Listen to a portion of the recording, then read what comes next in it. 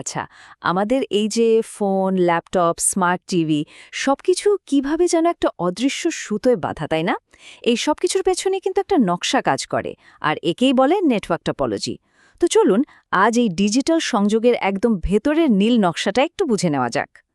কখনো কি এটা মাথায় এসেছে যে ফোন থেকে ল্যাপটপে একটা ফাইল পাঠালে সেটা ঠিক কিভাবে, কোন পথে গিয়ে পৌঁছয়? এই যে ডিভাইসগুলো নিজেদের মধ্যে কথা বলা, এই সংযোগটা, এর পেছনে যে আসল কাঠামো সেটাই হলো নেটওয়ার্ক টপোলজি। আর মজার ব্যাপার হলো এই কাঠামোই কিন্তু ঠিক করে দেয় আমাদের ডিজিটাল দুনিয়াটা কতটা ফাস্ট আর ভরসাযোগ্য হবে। তো চলুন তাহলে একদম গোড়া থেকে শুরু করা যাক। মানে নেটওয়ার্ক টপোলজি জিনিসটা আসলে কি, আর কেনই বা এটা এত গুরুত্বপূর্ণ?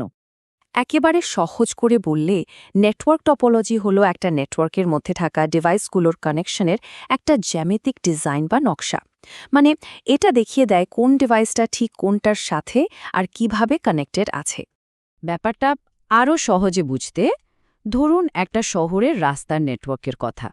টপোলজি হলো ঠিক সেই শহরের ম্যাপটার মতো, যে ম্যাপটা ডেটাকে বলে দেয় তাকে সোর্স থেকে ডেস্টিনেশনে পৌঁছানোর জন্য কোন রাস্তাটা ধরতে হবে। এখানে কিন্তু একটা খুব ইন্টারেস্টিং ব্যাপার আছে, সেটা হলো ফিজিক্যাল আর লজিক্যাল টোপোলজির পার্থক্য। ধরুন একটা অফিসে তারগুলো হয়তো দেওয়ালের ভেতর দিয়ে এদিক ওদিক ছড়ানো, এটা হলো ফিজিক্যাল টোপোলজি। কিন্তু ডেটা চলার সময় হয়তো একটা সেন্ট্রাল হাব হয়ে একটা স্টারের মতো করে যাতায়াত করছে, আর এটা হলো লজিক্যাল টোপোলজি। তার মানে বাইরে থেকে দেখতে একরকম হলেও ভেতরে ডেটা চলার পথটা কিন্তু একদম অন্যরকম হতে পারে।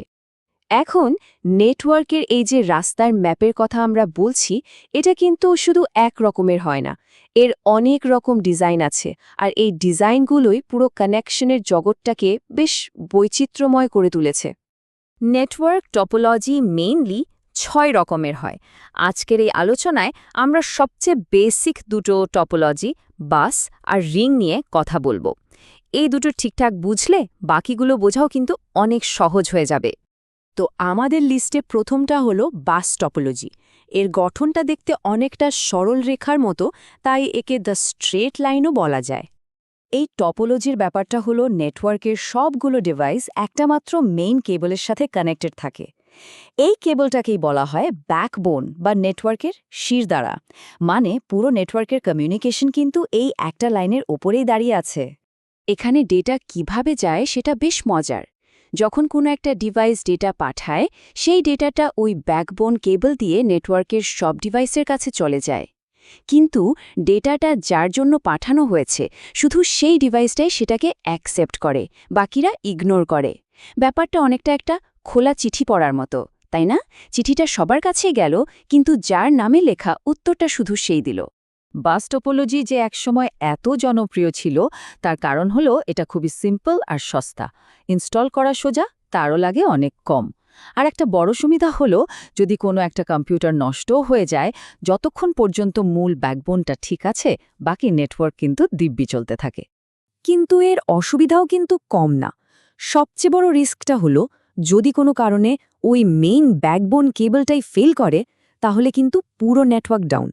আবার আরেকটা সমস্যা হলো, যেহেতু সবাই একটাই লাইন ব্যবহার করছে, তাই যখন অনেকগুলো ডিভাইস একসাথে ডেটা পাঠাতে চায়, তখন একটা জট লেগে যায় বা ডেটা কলিশন হয়।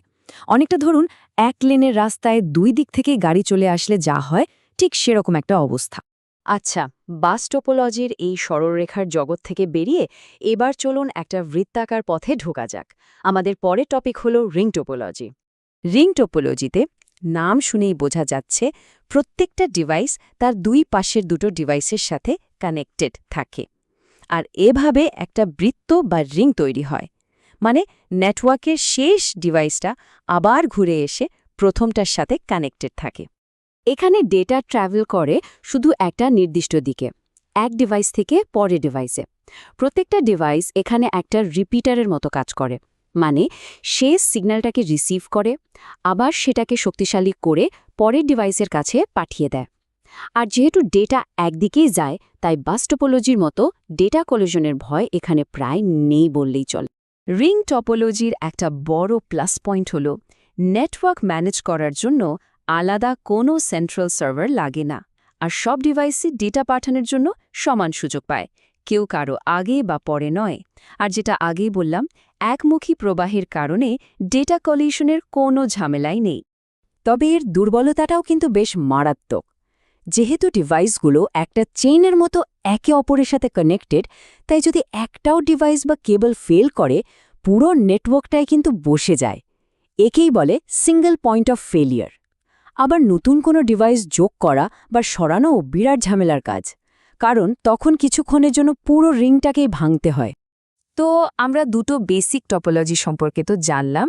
এখন চলুন একটা সাইড বাই সাইড তুলনা করে দেখে নিই যে এদের মধ্যে মূল পার্থক্যগুলো ঠিক কোথায়।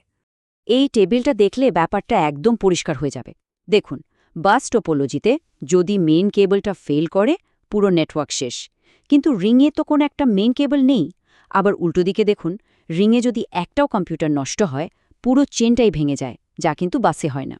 নতুন ডিভাইস যোগ করার ক্ষেত্রেও বাস অনেক সোজা, নেটওয়ার্ক বন্ধ করতে হয় না। কিন্তু রিংয়ে এটা করতে গেলেই পুরো নেটওয়ার্ক কিছুক্ষণের জন্য থামাতে হবে। আর শেষে ডেটা কলিশনের চান্স বাসে অনেক বেশি, কিন্তু রিংয়ের সেই ভয়টা নেই। তার মানে কোনোটাই কিন্তু পারফেক্ট না, সবারই কিছু সুবিধা অসুবিধা আছে। শেষ পর্যন্ত মূল কথাটা তাহলে কি দাঁড়ালো? এটাই যে নেটওয়ার্ক টোপোলজি ডিজাইনটা শুধু একটা টেকনিক্যাল ব্যাপার না। এই ডিজাইনটাই সরাসরি ঠিক করে দেয় যে একটা নেটওয়ার্ক বানাতে কত খরচ হবে, সেটা কতটা ফাস্ট কাজ করবে, আর তার উপর কতটা ভরসা করা যাবে। এখন একটা প্রশ্ন কিন্তু থেকেই যায়। আজকের দিনের এই যে এত জটিল আর বিশাল ইন্টারনেট, তার পেছনেও কি এই সহজ সরল বাস বা রিং টোপোলজির মতো বেসিক আইডিয়াগুলোর কোনো ভূমিকা আছে? নাকি এখনকার নেটওয়ার্কগুলো একদমই অন্য কোনো নীতির ওপর ভর করে চলে? ব্যাপারটা কিন্তু আসলেই ভাবার মতো।